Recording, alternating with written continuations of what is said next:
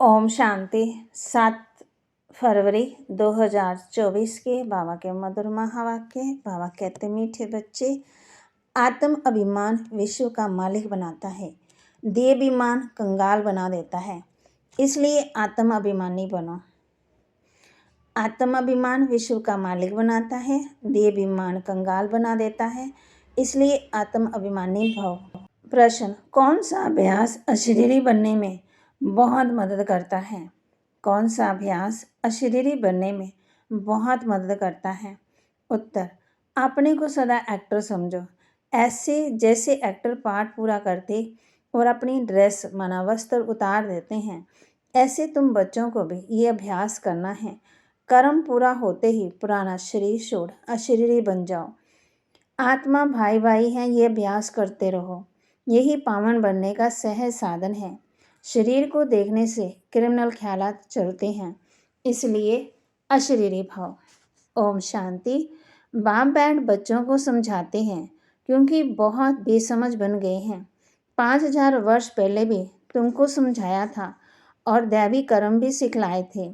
तुम देवी देवता धर्म में आए थे, फिर ड्रामा अनुसार जन्म लेते लेते और कलाएं कम होते होते यहाँ प्रैक्टिकल बिल्कुल ही नील कला हो गई है, क्योंकि ये है ही तमो प्रधान रावण राज्य।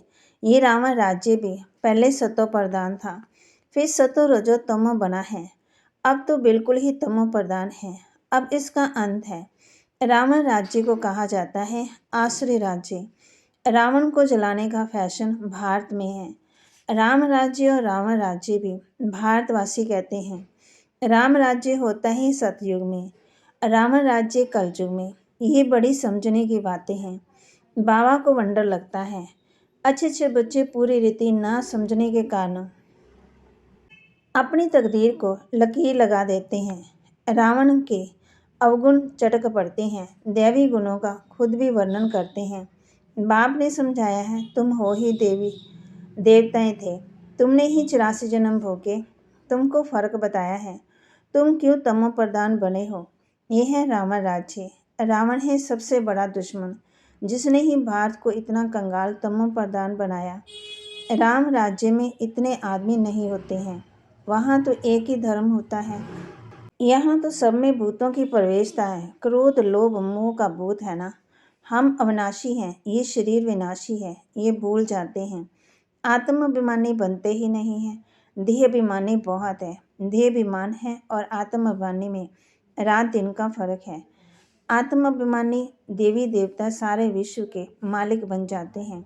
देहाभिमान होने से कंगाल बन पड़ते हैं। भारत सोने की चिड़िया था, बल कहते भी हैं परंतु समझते नहीं हैं। शिव बाबा आते हैं दैवी बुद्धि बनाने। बाप कहते हैं, मीठे मीठे बच्चों, तुमको विश्व का मालिक बनाता हूँ। ये लक्ष्मी नारायण विश्व के मालिक थे। कब सुना कि इन्हों को राजाई किसने दी? उनने कौन सा ऐसा कर्म किया जो इतना ऊंच पद पाया? कर्मों की बात है। मनुष्य आश्रय कर्म करते हैं तो वह कर्म विकर्म बन जाता है। सतयुग में कर्म अकर्म होते हैं, वहाँ कर्मों का खाता नहीं होता। बाप समझाते हैं, ना समझने का बहुत विघ्न डालते हैं। कह देते हैं शिव शंकर एक है, अरे शिव निराकार अकेला दिखाते हैं, शंकर पार्वती दिखाते हैं। दोनों की एक्टिविटी बिल्कुल ही अलग है। मिनिस्टर और प्रेसिडेंट में वो एक कैसे कहेंगे? दोनों का मर्तबा बिल्कुल अलग है। तो शिव शंकर को एक कैसे कह देते? ये जानते हैं। जिनको राम संप्रदाय में आना ही नहीं है, वो समझेंगे भी नहीं। आश्रय संप्रदाय गालियाँ देंगे, विघ्न डालेंगे, क्योंकि इनमें 5 विकार है ना। देवता हैं संपूर्ण निर्विकारी, उन्हों का कितना ऊंच पदवी है। अब तुम समझते हो हम कितने विकारी थे। विकार से पैदा होते, सन्यासियों को भी विकार से पैदा होना है, फिर सन्यास करते हैं। सतयुग में ये बातें नहीं होती। सन्यासी सतयुग को समझते भी नहीं हैं, कह देते हैं सतयुग है ही है।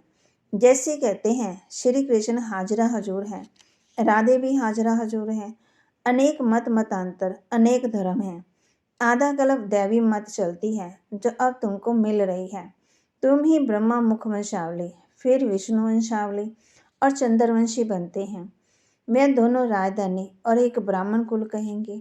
बाप कहते हैं इनकी राजाई होती नहीं है, ये भी तुम ही समझते हो, तुम्हारे में भी कोई कोई समझते हैं, कोई तो सुधरते ही नहीं, कोई ना कोई भूत है, लोभ का भूत, क्रोध का भूत। सज्जू में कोई भूत नहीं, सज्जू में होते हैं देवताएं जो बहुत सुखी होते हैं, भूत ही दुख देते हैं। बाप कहते ये विकार का भूत आदि मध्यंत दुख देता है, इसमें बहुत मेहनत करनी है, मासी का घर नहीं है।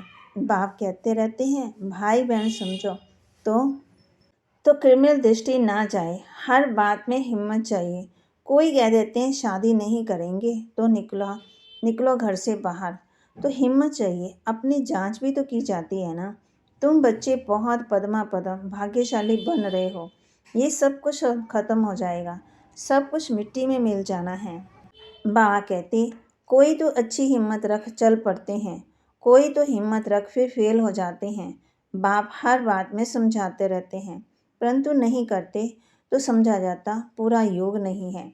भारत का प्राचीन राजयोग तो मशहूर है, इस योग से तुम विश्व के मालिक बनते हो। पढ़ाई है सोर्स ऑफ इनकम, पढ़ाई से नंबरवार तुम ऊंच पदवी पाते हो।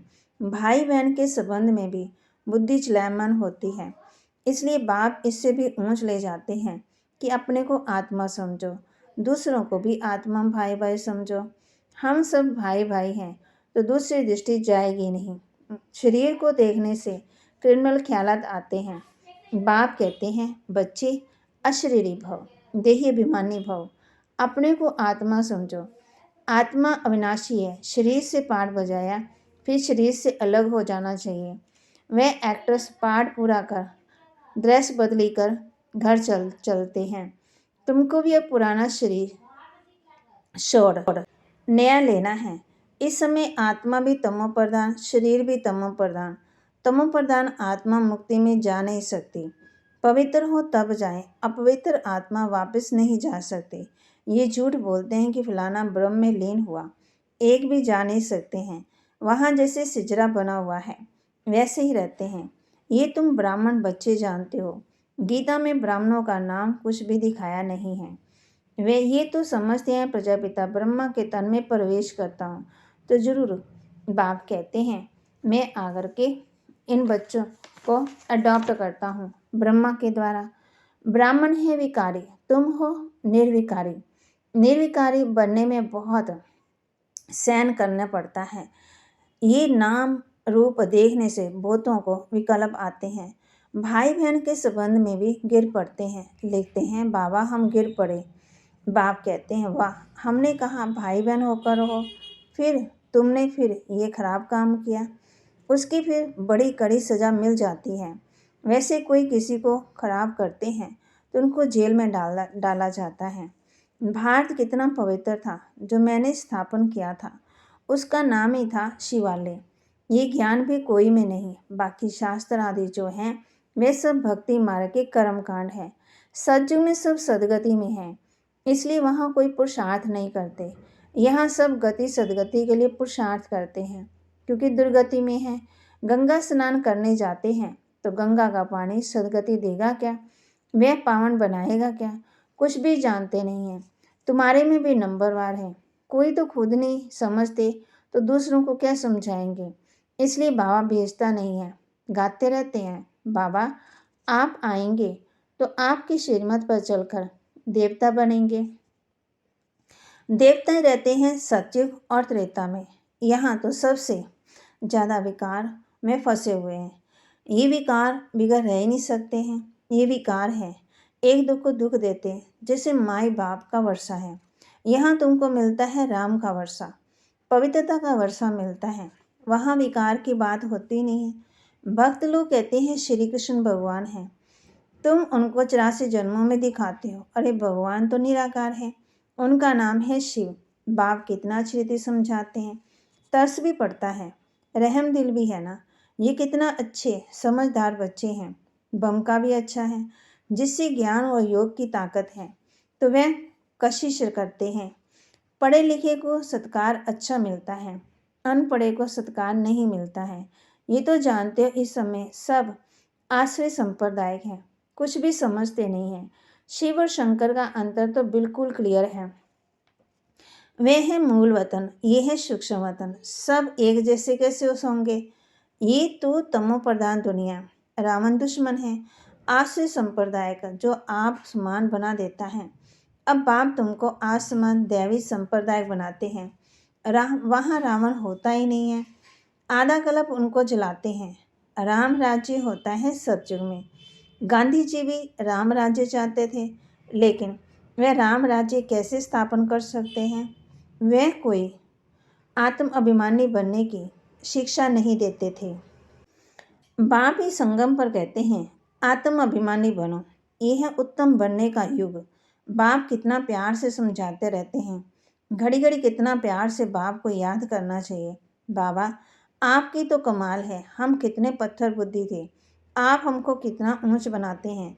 आपके मत बिगड़ हम और किसी की मत पर नहीं चल सकेंगे। पिछाड़ी में सब कहेंगे बरोबर ब्रह्मा कुमार कुमारियाँ तो दैवी मत पर चल रहे हैं। कितनी अच्छी अच्छी बातें सुनाते हैं। आदि मध्यांत का परिचय देते हैं, करैक्टर सुधारते रहते हैं। अच्छा, मीठे मीठे सिक्के लदे बच्चों प्रति माता पिता बाप दादा का याद प्यार और गुड मॉर्निंग। रूहानी बाप के रूहानी बच्चों को नमस्ते। रूहानी बच्चों की रूहानी बाप दादा को दिलवा जान सिकवा प्रेम से नमस्ते।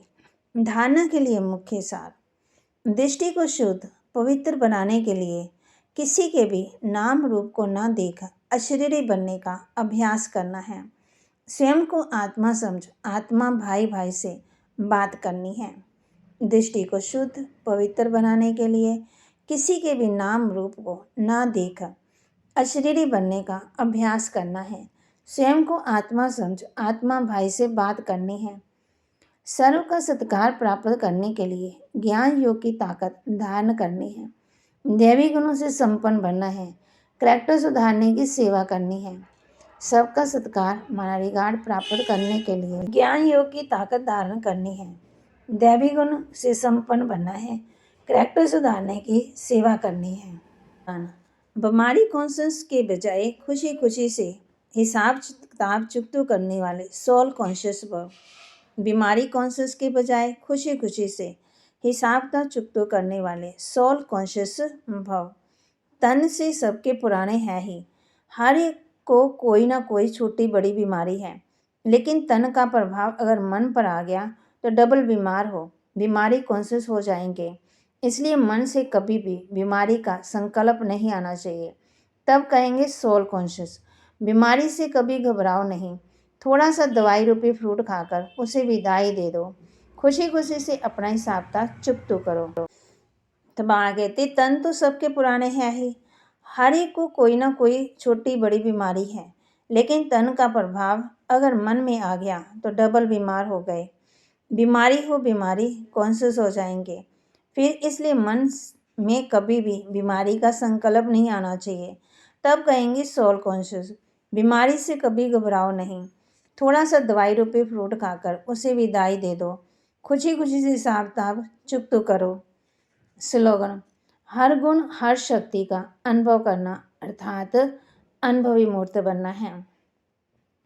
हर गुण हर शक्ति का अनुभव करना अर्थात अनुभवी मूर्त बनना है। बाबा कहते अनुभवी मूर्त कैसे बनेंगे? हर गुण और शक्ति। गुण माना सहन शक्ति, हर्षितमुक्ता, धैर्यता, गंभीरता और अंतर्मुखता। और शक्ति समेटने की शक्ति, समाने की शक्ति, परखने की शक्ति, विस्तार को सार में करने की शक्ति। बाबा कहते हर बात का अनुभव करना है, तभी अनुभवी मूर्त बन सकेंगे। तो हर गुण और शक्ति का अनुभव करो। रोज एक एक गुण लो और एक एक शक्ति का अनुभव। बाबा हम बच्चों को शक्तियाँ दे रहे हैं और गुण भी आज मैंने इस गुण पर ध्यान देना है। सहन शक्ति, शक्तियों के ऊपर भी और गुणों के ऊपर